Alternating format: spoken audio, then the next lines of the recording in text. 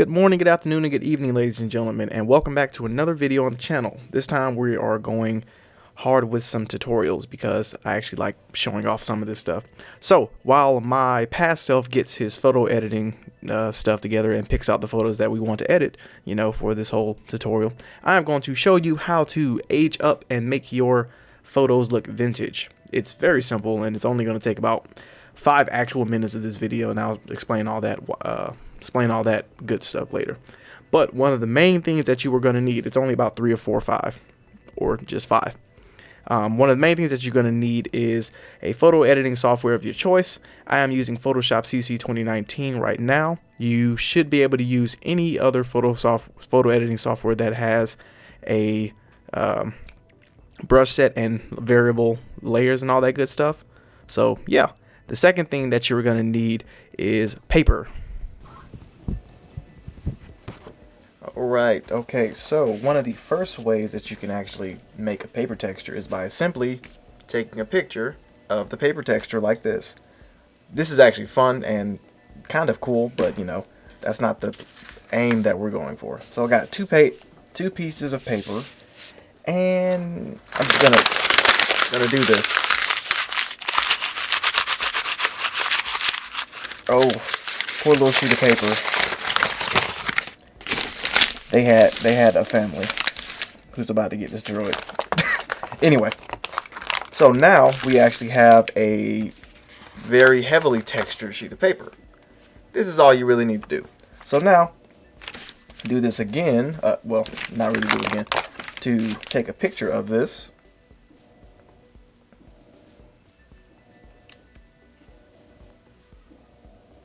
I actually took a closer up picture, and that's all that's going to work for us. So this is basically it. And if you have a rip in your sheet of paper, it's actually going to be a lot cooler. You'll have a ripped effect, and you won't have to actually add that in post like I did. So yeah, that's just how it's going to end up looking. It's very cool, see all the good stuff. And also, if you have a good camera, this is also going to work. And now, since we have our paper texture, because that's the second thing that you need, not just paper, but paper texture itself. As you see, we're adding it in right now. You will want to add your picture into into Photoshop before you add the paper texture over it. And once you do that, you're going to want to select the right blending mode for you that you prefer. Right now, the best blending mode for the paper to make everything look vintage and old over the picture that we're using right now is the multiplier layer. The linear burn and the color dodge layer work a little bit well in this regard too, but the best results have always been the multiplier layer. And I edited about 5 or so pictures over the course of the hour that I actually recorded this. So that's just my best recommendation, but you can do some more messing around with everything that you with all the settings that you have on your art software. But if you're using Photoshop like me, you may actually already know that multiply is the best layer for certain things like this. So as we keep on going, I save just periodically and all that good stuff. But you may have seen a couple of brown pieces of texture that I added in, mainly like all over the place. So those are coffee textures, and there's one right here. So coffee textures just add a little bit of stainage. Stainage is just a funny word to say in this case, but stainage is the main way I can actually describe it, because now I'm losing my words, even though I practiced saying this like 5 times. Anyway, so as we are adding this the hint of brown and the hint of age and oldage, and that's not a word, but as we're adding that in, that actually shows a bit more of the age and the wear and tear of the picture, of the photo. And you have to be very careful doing this, especially adding like all these textures, because it can take away and detract heavily from the overall picture that you want to actually put on display. So I will highly recommend you not use too many textures at a time. I'll say use a maximum of about five, maybe pushing it though. But as we just added on to this this man walking his dog in Piedmont Park, because that's where this photo was taken. This photo was not actually taken by me. This photo was taken by a friend who you will see in like maybe a minute or so. But as we finished all that, I actually ended up expanding the picture to give it a nice white border and white frame, so it can give off a little bit of a Polaroid vibe. Polaroids is just one of the photograph types that I've always enjoyed in my life, and they just bring back a certain zeitgeist and spirit of the times and all that good stuff. So as I added on to that and just corrected a little bit of the border, that's kind of it. Like, you don't even have to do the border that I'm doing right now, because that's just extra. But the main way by the end of this you'll come to see is that you just need to add some paper textures, add a little bit of grainage too, and you'll actually see that as the last picture at the end of this video. When you up all the textures, up all the grain, up all of the detail, basically, because you can do that in Photoshop if you have the right settings and everything, which is what I was doing at the beginning of this video. Once you do stuff like that, it'll make a lot of the textures that are already in the photo pop a lot more, and just pop in such a big way.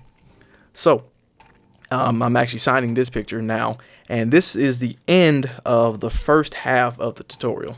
So basically, this is it. And as you see, this is the finished result, and it really came out nicely. The coffee textures on the left hand side, as I burn it all around it, it kind of made for something good.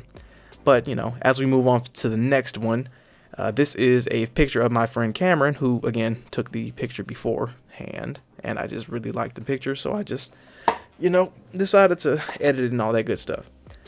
So now with her, because I did a nice close-up portrait shot with my 35mm lens, and I controlled the background and everything, made the background like super faded out, and I actually took her picture that you saw earlier in the video, and I subtracted some textures from the overall picture and darkened it just a little bit, and obviously I added some black and white over it so it can have a bit more of a old-timey feel. I actually wanted this picture to convey a bit of a 1940s style, as if this woman was going off into war, or she was watching a soldier depart, or maybe even her own husband who was recruited into the army. Wow, that's awful. Drafted into the army, into the military, and is going away. And that's honestly the story that I wanted to tell with this one. And then again, I added those coffee textures, and they didn't work as well as they should have. But as I kept going, and I just just kept adding on to it, kept subtracting, most importantly too, because that's part of the process. I got the opacity down to each. I got the opacity for each layer down to such a certain point that it was kind of good. It worked, for lack of a better word. And then I added these two pink paper textures and dropped that opacity down. I got a couple of different colors for the background, and that kind of worked. It kind of did. I liked it. Well, I liked it personally. And I showed it to Cameron like 3 weeks ago, and she liked it too. So now I'm actually editing this one to be a bit softer, having less texture. I'm actually subtracting a lot more from this one than I did with this one here, and doing that, it kind of it added a bit more flair. There was actually right there in the middle by her eye, there was a flare in the lens because of where the sun, or at least the lighting, was in the park. It was an overcast day, so I was kind of surprised that there was a lens flare on my camera. It's so funny. But you know, that's just a thing that happens apparently. I loved it. It was pretty fun. It was pretty cool.